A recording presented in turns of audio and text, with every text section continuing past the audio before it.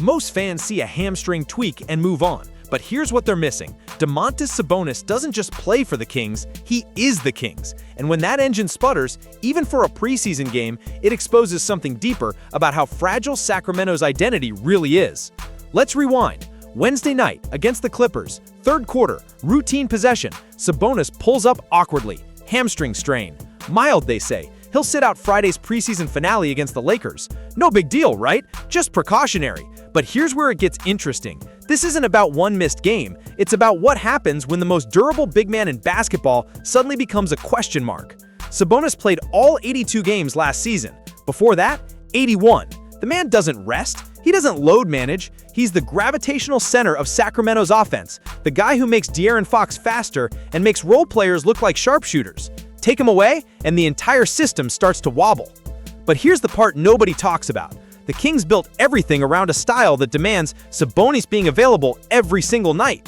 High post playmaking, constant screening, outlet passes in transition. It's beautiful when it works, but it only works because he never stops. Now, for the first time in years, they're forced to ask, what if he does? This is where things start to unravel. Sacramento doesn't have a backup plan that looks anything like Sabonis.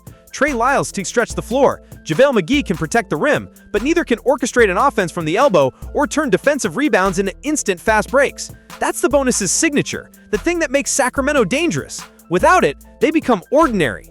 And this is where the story takes a turn. The Kings are banking on continuity this season. Same core, same system, same belief that if they just stay healthy, they can climb back into playoff contention.